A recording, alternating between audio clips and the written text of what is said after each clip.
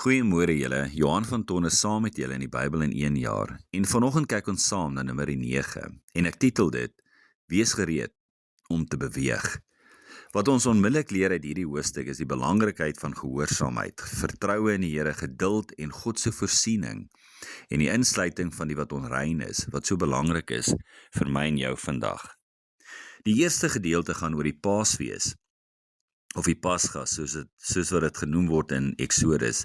Dit is nou 2 jaar nadat die volk uit Egipte uitgelei is, weg van slawerny. En die Vader sê aan Moses in die eerste maand van die 2de jaar, dat die volk weer die Paasfees moet instel, en dat hulle dit moet doen, net soos die insettinge wat daardie tyd aan hulle gegee was. Ek glo dat hierdie van pas was, en dat dit die volk sal help om te onthou wat gebeur het, dat hulle weer sal dink aan die getrouheid van God en die belangrikheid van gehoorsaamheid. Onthou julle in Exodus 12 waar die Here die Pasga ingestel het net voor die laaste plaag. In vers 11 sê hy die volgende: Julle moet dit haastig eet, aangetrek vir die reis, skoene aan die voete en 'n kierie in die hand. Hierdie sluit so mooi aan met die tweede gedeelte van hierdie hoofstuk. Onthou dat die teenwoordigheid van God nou in die kamp verteenwoordig is met 'n vuurkolom in die dag en 'n wolkkolom in die nag. Al wat nou kort is die beloofde land wat die volk moet ingaan.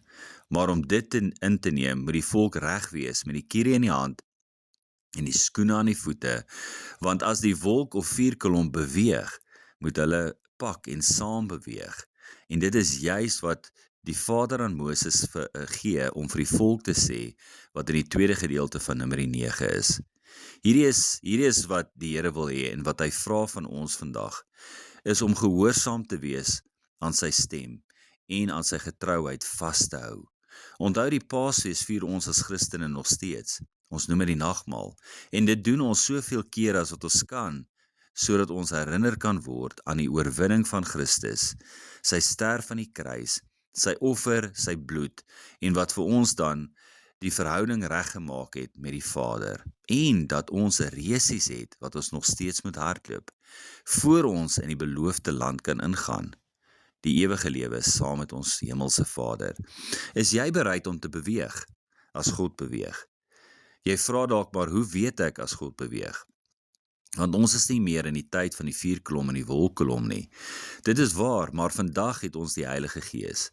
En dit is juist daardie sagte fluister, of die vers in die woord wat uitstaan, of 'n persoon in nood wat ons help, of die gedagte om vir iemand te bid, of selfs die roepstem om aan te beweeg en baie op te offer, of om selfs alles op te offer, om hom te volg. Daarom is dit belangrik om in die teenwoordigheid van die Here te bly, naby aan hom deur gebed en die lees van sy woord, om noukeurig al die insettinge te onderhou wat hy vir ons gegee het in sy woord. Is jy bereid om saam met hom te beweeg?